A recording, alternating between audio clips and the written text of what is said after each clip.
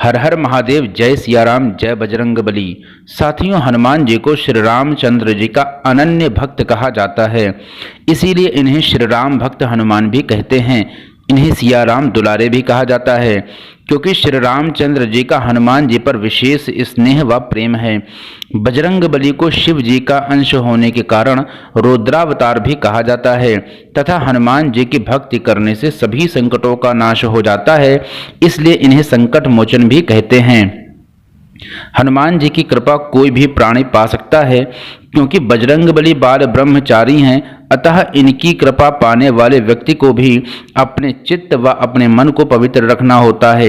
यदि आपके जीवन में खराब समय चल रहा हो और आपका किसी भी प्रकार से कोई काम बन ना रहा हो, बल्कि जो बने हुए काम हैं वो बिगड़ जा रहे हों, यदि आपका व्यवसाय पूरी तरीके से ठप पड़ गया है, व्यवसाय बिल्कुल भी नहीं चल रहा है, काम धंधा बिल्कुल भी ठप पड़ गया है, चल नहीं रहा है, इसके अलावा यदि आप किसी प्रकार से कोई नया वाहन जैसे कार, मोटरसाइकिल या अन्य वाहन लाए हैं, तो आपको एक छोटा सा उपाय करना होगा, जिसको करने से आपका व्यापार चलने लगेगा।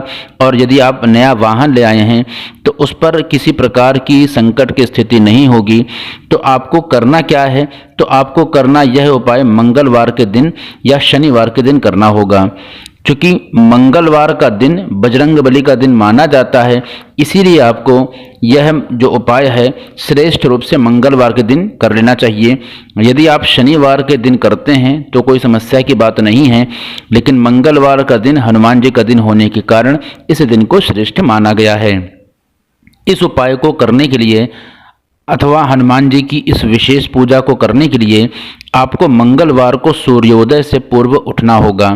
फिर नित्य कर्म करने के बाद, स्नान आदि करने से के बाद, इन सभी चीज़ों से निवृत्त होकर आपको हनुमान जी के मंदिर चले जाना है और हनुमान जी पर एक चोला चढ़ाना चाहिए।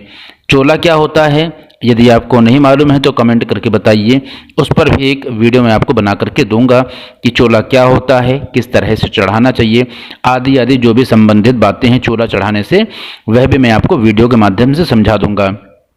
तो आपको हनुमान जी के मंदिर चले जाना होगा, फिर अच्छी तरह से आपको चोला चढ़ाना होगा और चोला चढ़ाने के बाद हाथ को, जो आपके हाथ में जिस हाथ से आप चोला चढ़ा रहे हैं उसमें जो भी सिंदूर आदि वगैरह लगा होगा, उसे एक साफ कपड़े से अच्छी तरीके से पोंछ करके हाथ को बिल्कुल साफ कर लें। फिर मंदिर में हनुमान जी के सम्मुख बैठकर पहले गणेश जी की वंदना से आपको प्रारंभ करना चाहिए, फिर राम जी की स्तुति करनी चाहिए, उसके बाद ही हनुमान चालीसा का आपको पाठ करना होगा और अंत में हनुमान जी की आरती व लड्डू का भोग लगाएं और अपने चित्त को एकदम पवित्र रखते हुए हनुमान जी से प्रार्थना करें कि हे बजरंग बली, आपकी जो भी मन की प्रार्थना है वह बजरंग बली से उनके सामने आपको सम्मुख होकर के उनसे अपने मन की प्रार्थना को करना होगा। हे संकट मोचन, हे बजरंग बली, और अपने मन की कामना प्रभु से कह दें। यदि आपको ज्ञात हो कि हनुमान जी के ब्रह्मांड पुराण के अनुसार कुल 6 भाई हैं, अर्थात बजरंग बली के अलावा 5 अन्य भाई भी हैं, जिनका नाम मतिमान, श्रुतिमान, केतुमान, गतिमान तथा धृतिमान है। नाम एक बार और सुन लें, मतिमान, श्रुतिमान, केतुमान, गतिमान तथा धृतिमान है और हनुमान जी इन सभी भाइयों में सबसे बड़े थे। अतः धूप दीप नैवेद्य व आरती भोगादि करने के बाद आपको बजरंग बली के उल्टे अथवा जो बाएं पैर में, उस पैर से गतिमान जी का नाम लेते हुए सिंदूर ले लेना है।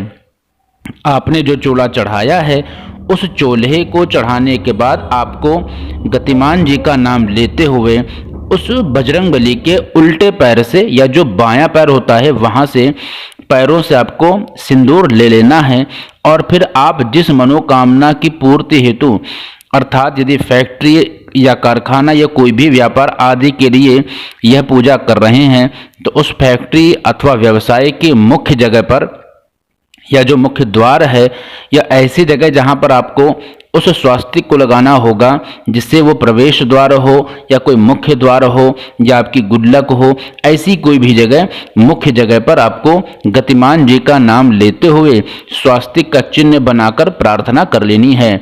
ऐसा करने से शीघ्र ही बजरंग बली की कृपा आपको अवश्य ही प्राप्त होगी। चैनल पर नए हो तो सब्सक्राइब कर लें। कमेंट में जय सिया राम लिखना ना भूलें। हर हर महादेव। जय सिया राम, जय बजरंग बली।